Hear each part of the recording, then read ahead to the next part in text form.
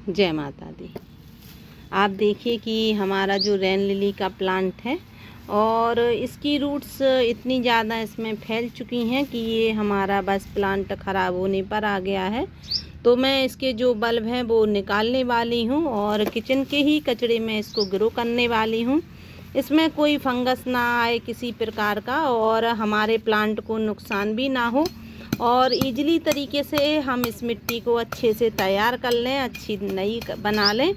और साथ में इसकी जो भी बल्ब लगे हैं इसमें ढेर सारे, आप देखिए कितने सारे इसमें बल्ब लगे हैं। आप देखिए रेन लिली के हैं, बहुत सुंदर इसका फ्लावर आता है, पिंक कलर का इसका फ्लावर है। और मेरे पास केवल एक बल्ब था और मैंने ढेर सारे इसके बल्ब तैयार कर लिए क्योंकि ये अपने आप ही डिवाइड होते रहते हैं।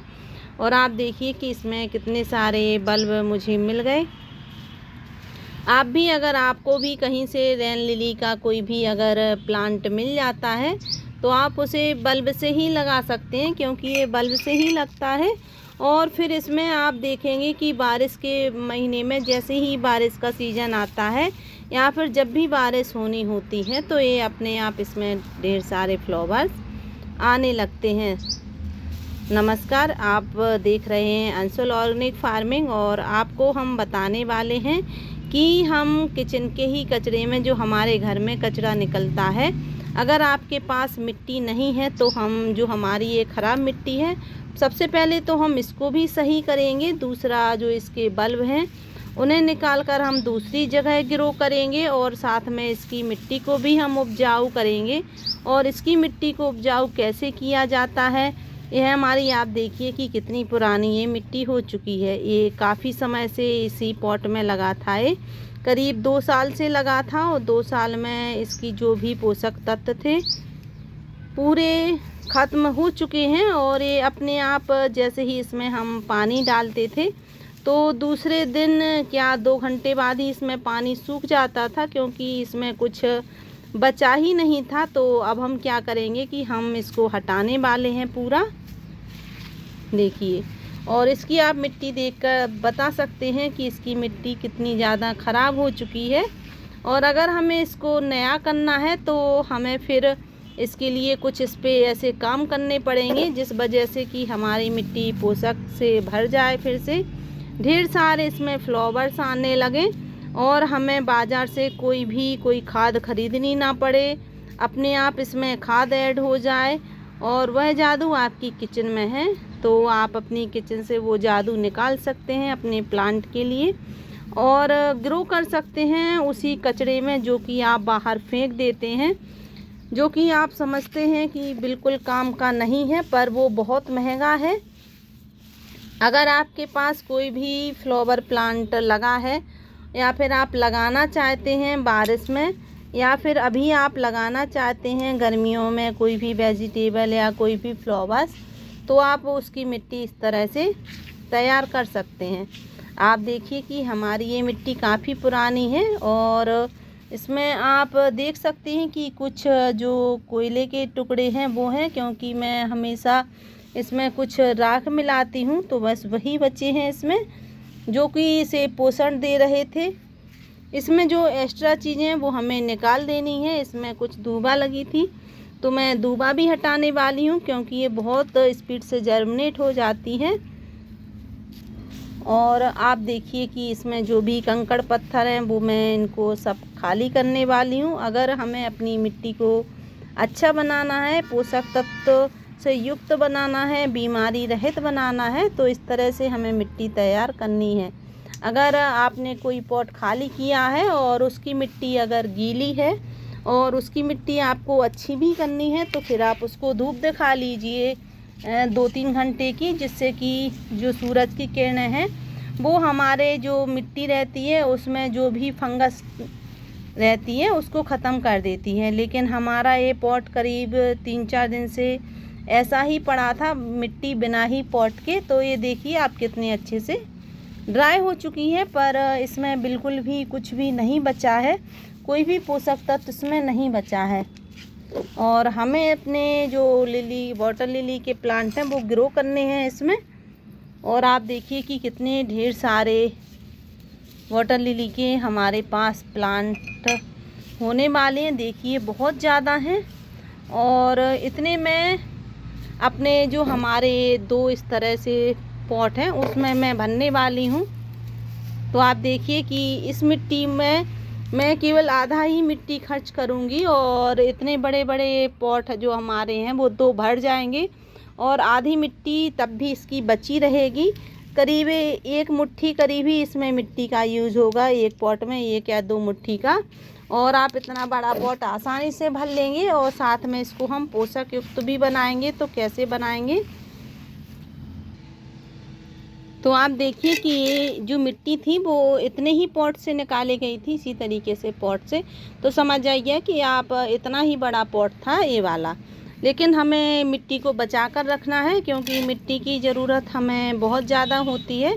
तो मैं आधी मिट्टी ही तैयार करने वाली हूँ और आधी मिट्टी में ही हमारे दोनों पॉट अच्छे से फिल भी हो जाएंगे। तो फिर हम अपनी मिट्टी को बेकार नहीं करने वाले हैं। और आप देखिए मैंने इसको हाफ कर लिया है। अब हम इसमें कुछ पोषक तत्व मिलाएंगे। उसके बाद हम अपना इतना बड़ा पॉट, हमारे जो 2 पॉट हैं ये पूरे फिल हो जाएंगे और शायद इसमें से थोड़ी मिट्टी बचे भी। कैसे बचेगी आप वो देखिए। ये हमारी कुछ गोबर की खाद है जो हम इसमें मिलाने वाले हैं, पूरी नहीं मिलाएंगे हम। और गोबर की खाद से हमारी मिट्टी में फिर से पोषक तत्व लौट आएंगे। और अगर आपके पास किचन कंपोस्ट की मिट्टी है तो फिर आप इतनी ही गोबर की खाद मिलाएं, इससे ज़्यादा ना मिलाएं क्योंकि हमारी ये किचन कंपोस्ट की ही मिट्टी है। और साथ में हमें कुछ चीज़ें और मिलानी है जिस वजह से कि इस प्लांट पर जो है वो फंगस नहीं आएगी। तो हमें मिलाना है इसमें थोड़ा सा चूना, ज़्यादा नहीं मिलाना है। ये वही चूना है जो हमें पुताई के काम आता है। थोड़ी सी हमें नीम खली मिलानी है और आप देखिए ये है हमारी नीम खली, जिससे हमारे प्लांट में कोई भी फंगस नहीं आती है और हमारा प्लांट हेल्दी रहता है। और ये हमने घर पर ही तैयार की है। अगर आप देखना चाहें तो मेरी वीडियो में देख सकते हैं कि मैंने नीम खली कैसे तैयार की है। और ये है हमारी राख और हमें 1 छोटी चम्मच ही राख का यूज करना है इतनी मिट्टी में। फिर हमें इन सबको अच्छे से मिला लेना है। इसमें जो हमारे वाटर लिली के प्लांट हैं जो भी हम जिस तरह से लगाने वाले हैं, अगर आप उस तरह से इनको ग्रो करते हैं तो आप इतने से भी कम मिट्टी में लगा भी लेंगे और साथ में उनमें आप देखेंगे कि 8-10 दिन के अंदर ही उसमें ढेर सारे फ्लावर्स आना भी शुरू हो जाएंगे। तो आप आसानी से, अगर कहीं से भी आपको 1-2 बल्ब मिल जाते हैं तो आप इस तरह से, अगर आपके पास कोई भी ख़राब मिट्टी है तो आप उसको तैयार कर लीजिए इस तरह से। और जो हमारी गोबर की खाद है, आप चाहें तो उसे उपले से, जो गोबर के उपले रहते हैं उनसे आप तैयार कर सकते हैं। और मैंने भी अपनी जो वीडियो है उसमें बना के बताई भी है कि हम उपलों से गोबर की खाद कैसे बना सकते हैं। और अब आप देखिए कि इस मिट्टी का टेक्सचर कितना अच्छा हो गया है, आप देखिए। और इसमें कितना फ़र्क है आप देख सकते हैं। जैसे ही हम इसके ऊपर ये थोड़ी सी हम मिलाएंगे तो आप देखिए कि वो अलग दिख रही है हमारी और ये अलग दिख रही है। तो आप देखिए कि इस तरह से इसमें इतना फ़र्क होता है कि देखिए आप, इसका कलर अलग हो गया है और इसका अलग हो गया है। ये बहुत अच्छी हमारी मिट्टी हो गई है। और आप देखा आपने कि ज़रा सी, बिल्कुल ज़्यादा हमने ऐसी कोई चीज़ नहीं मिलाई है जो कि आपको मार्केट से ख़रीदनी पड़े। अब हम आपको एक पॉट भरकर पहले बताने वाले हैं। तो आप देखिए कि मेरे गार्डन में जो भी कचरा निकलता है, सूखा मटेरियल, एक कार्बन का स्रोत रहता है, इसलिए हमें इसको हमेशा मिलाना चाहिए। और जो भी गीला कचरा रहता है वो हमारा नाइट्रोजन का स्रोत रहता है और हमारे प्लांट को दोनों चीज़ें चाहिए पड़ती हैं, इसलिए हमें दोनों चीज़ों का ऐड करना है। अगर आपके पास इस तरह से कोई सूखे पत्ते नहीं हैं तो आप न्यूज़पेपर या गत्ते के टुकड़ों को भी इस तरह से नीचे बिछा सकते हैं फिर हमें क्या करना है कि आप देखिए कि मैं हमेशा किचन कंपोस्ट बनाती हूँ, तो जो उसकी लिक्विड रहती है अपने प्लांट पर दे देती हूँ। और जो इस तरह से आप देखिए कि जो कचरा बचता है वेस्ट, वो मैं इस तरह से इस बकेट में रख देती हूँ, तो इसका पूरा पानी निकल जाता है। और ये 1 दिन पुराना है। मैंने कल अपने प्लांट को इस ठंडी खाद को दिया था। ये ठंडी खाद है हमारे प्लांट के लिए। और आप देखिए कि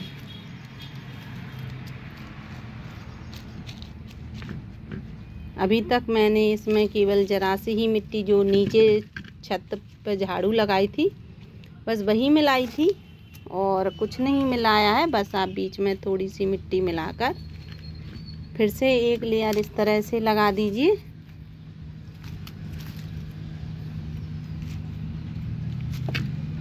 देखिए कि ये लगभग आधे से ज़्यादा हो गया है। फिर हम इसके ऊपर जरा सी मिट्टी इस तरह से फिल करेंगे। देखिए इस तरह से हमें इसको फिल करना है।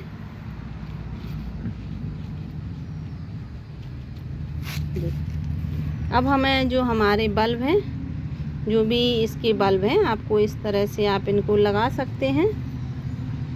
इनको आप इस तरह से रख दीजिए।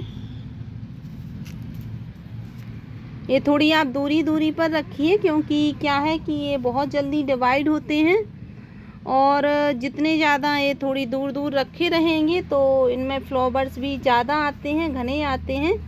तो इसलिए आप कोशिश करें कि थोड़ी ये दूर दूर पर रखें। करीब 2 इंच की दूरी पर इनको रखना है।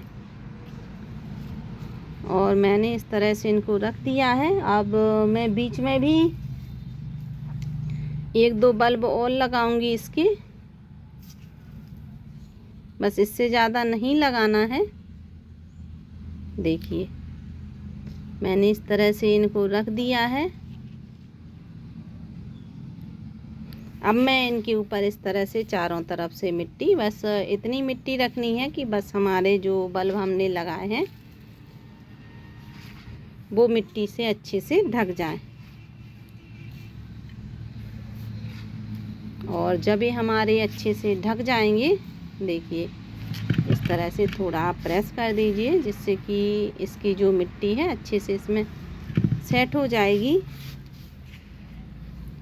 और आप देखेंगे कि इनमें 8 दिन बाद ही इसमें फ्लावरिंग स्टार्ट होने वाली है। तो आप इस तरह से कोई भी जो बल्ब वाले प्लांट हैं आसानी से ग्रो कर सकते हैं।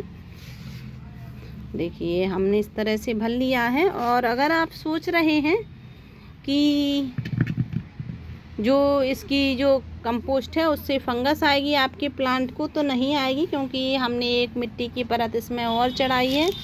और दूसरा आपने देखा है कि मैंने इसको पूरा फिल कर लिया है। वैसे मैं हमेशा मना करती हूँ कि पॉट पूरा नहीं भरना चाहिए, क्योंकि इसकी मिट्टी बाहर निकल जाती है। लेकिन अगर किचन के कचड़े में आप इस तरह से प्लांट ग्रो कर रहे हैं तो आपको पूरा फिल कर लीजिए। और इसमें आप पानी छिड़क सकते हैं ऊपर से, क्योंकि इसमें ज़्यादा पानी नहीं पड़ना है। बस इतना ही पानी देना है कि जो ऊपर की लेयर है बस वही गीली हो जाए। उसके बाद आपको इसको छोड़ देना है। उसमें अब आप 8 दिन तक कोई भी पानी नहीं देंगे। और कुछ 8 दिन बाद जब आप देखेंगे तो इसकी मिट्टी करीब 2 इंच नीचे खिसक चुकी होगी, क्योंकि किचन कंपोस्ट जब तक आधे से ज़्यादा कंप्लीट हो गई होगी, क्योंकि हम पानी नहीं दे रहे हैं। तो गर्मियों में इसकी स्पीड बहुत ज़्यादा हो जाती है किचन कंपोस्ट की बढ़ने की, तो ये जल्दी से कंप्लीट हो जाएगी। और आप देखिए कि ये बहुत अच्छे से ग्रो होंगे और इसकी जो फ्लावर्स हैं वो 8 दिन में ही आपको देखने के लिए मिलने वाले हैं। तो अगर आपको वीडियो अच्छी लगे तो वीडियो को लाइक, शेयर एंड सब्सक्राइब करें। Thank you.